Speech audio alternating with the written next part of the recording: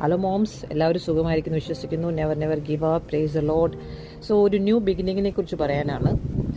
നിങ്ങൾ കുറേ നാളുകളായി കാത്തിരിക്കുന്നവരായിരിക്കും ഏതെങ്കിലും വിഷയത്തിന് വേണ്ടിയിട്ട്. യേശു ഒരു വാതിൽ തുറന്നാൽ ആർക്കും അടയ്ക്കാൻ പറ്റില്ലെന്ന് കുറേ ദിവസങ്ങളായി ഞാൻ പറയുന്നുണ്ട്. നിങ്ങളൊക്കെ അതിൽ എത്ര പേര് വിശ്വസിച്ചെന്നറിയില്ല. നല്ല ഭയങ്കര കാറ്റായിരുന്നു ഇവിടെ UAE. ഭയങ്കര കാറ്റും മഴ എവിടേക്കും ഉണ്ടായിരുന്നു. ഇവിടെ ഇച്ചിരിയൊക്കെ എനിക്ക് കുറച്ചൊക്കെ കിട്ടിയുള്ളൂ. ആ മഴ ചെറിയതായിട്ടൊക്കെ വീഴുന്ന കണ്ടു.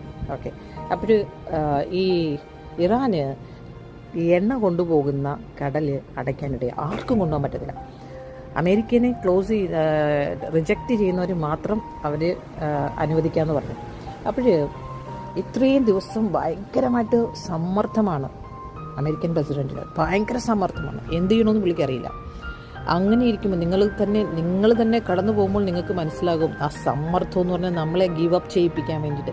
നമ്മളൊരു കാര്യത്തിൽ ഇറങ്ങിയിട്ടുണ്ടെങ്കിൽ അതിൽ നമ്മളെ പിന്മാറ്റാൻ വേണ്ടിയിട്ടുള്ള അതിൻ്റെ ആ പ്രഷർ എന്ന് പറഞ്ഞാൽ തീയുടെ ഞാൻ അനുഭവിക്കുന്നതാണ്. 17 വർഷമായിട്ട് എൻ്റെ മക്കളും എൻ്റെ ഹസ്ബൻഡ് മാക്സിമം ട്രൈ ചെയ്തിട്ടുണ്ട് എന്നെ ഇതിൽ നിന്ന് മാറ്റാനായിട്ട്.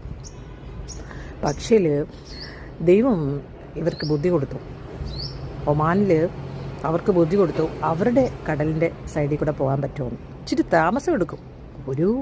ഇവിടെ 10 ദിവസമാണെങ്കിൽ അവിടെ 20 ദിവസം എടുക്കുമായിരിക്കും. പക്ഷേ പോകാൻ പറ്റുമല്ലോ, കാര്യങ്ങൾ സാധിക്കാമല്ലോ.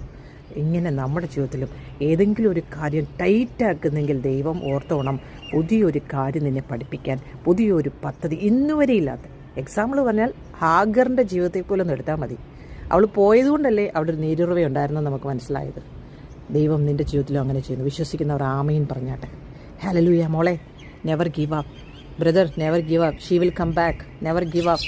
മോളെ, നീ കേട്ട ആ ന്യൂസ് ദൈവത്തിൻ്റെ കയ്യിലോട്ട് കൊടുക്കുക. Never give up. ഹല്ലേലൂയ. Say amen. God bless you. Never give up.